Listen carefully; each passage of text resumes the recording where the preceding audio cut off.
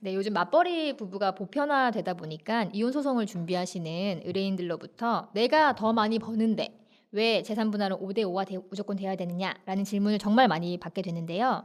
많은 분들이 내가 더 많이 벌었다라는 사실만으로 기여도가 높다라고 생각하시는 경우 많잖아요.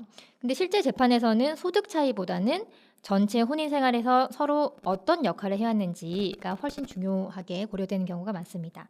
그래서 오늘은 맞벌이 재산 분할의 실제 기준에 대해서 이야기 나눠보도록 하겠습니다. 네, 많은 분들께서 맞벌이 가정의 재산 분할인 경우에는 5대 5다라고 알고들 계십니다.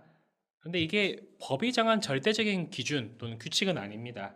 다만 기본값에 가깝다라고부터 시작하시면 좋을 것 같습니다. 우리 민법 제839조에 의해서는 부부가 이룬 재산을 쌍방의 협력으로 이룩한 것이라고 보고 그 기여도를 평가를 해서 나누라고 합니다.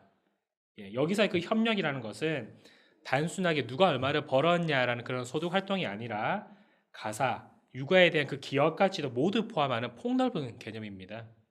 즉, 돈을 누가 더 많이 벌었냐가 아니고 혼인 중 그 공동생활을 유지하고 지속하기 위한 전체적인 기여도를 다각면에서 평가를 하라는 겁니다. 그렇기 때문에 맞벌이라도 소득이 큰 차이가 나는 경우에서라도 5대5가 시작이라고 볼 수 있을 것 같습니다. 법원은 가사와 육아의 부담을 상당한 기여를 보아서 경제적인 기여에 비춰서 결코 낮게 평가는 하지 않습니다. 우리 대법원은 아주 오래전부터 가사노동도 재산을 유지하고 증가하는 데 기여한 것으로 명확히 인정하고 있습니다. 한쪽 배우자가 소득 활동에 전념할 수 있도록 다른 배우자가 가사와 육아를 전담했다면 그 가사노동의 가치를 소득 활동과 동등하게 평가하는 것이죠.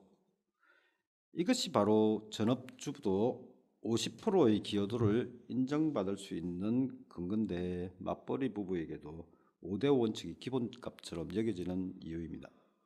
자, 의뢰인들이 가장 공감하는 부분이 나는 밖에서 열심히 일하고 힘들게 일하는데 상대방은 집에서 편하게 일하거나 그래서 돈을 덜 벌고 집에 있는데 왜 똑같이 나누냐 하는 심리입니다. 예를 들면 남편은 월 1,000만 원을 버는 전문직인데 상대방은 월 250만 원을 받는다고 가정해보죠. 그러면 이 두 사람이 재산분할 5대5로 하는 게 과연 합리적일까요? 결론부터 말씀드리면 소득 차이는 아무리 커도 기본값은 여전히 5대5에 가깝습니다.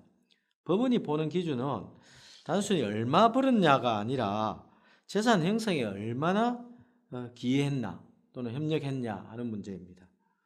예를 들면 남편이 돈을 많이 벌어와도 상대방이 막 낭비를 해서 다 써버린다면 재산 축적이 안 될 거 아니겠습니까? 그런 점을 감안하는 거죠.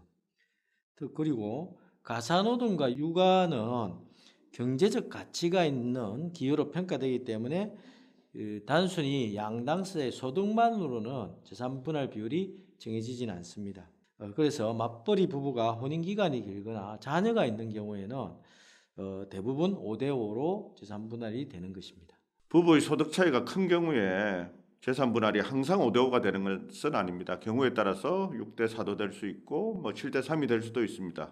대표적인 것이 혼인 기간이 짧고 자녀가 없는 경우입니다. 이때는 사실상 각자 벌어서 각자 모은 재산이라는 성격이 강하기 때문에 고소득자의 기여도가 높아질 수밖에 없습니다. 한쪽이 고소득 전문직이고 다른 쪽이 가사나 육아에 크게 기여하지 않았다면 그런 경우에는 7대3까지도 나오는 경우도 있습니다. 소득 자체보다는 혼인기간, 자녀 유무, 가사 분담, 재산 형성 구조가 재산 분할 비율을 결정하는 데 가장 큰 역할을 합니다.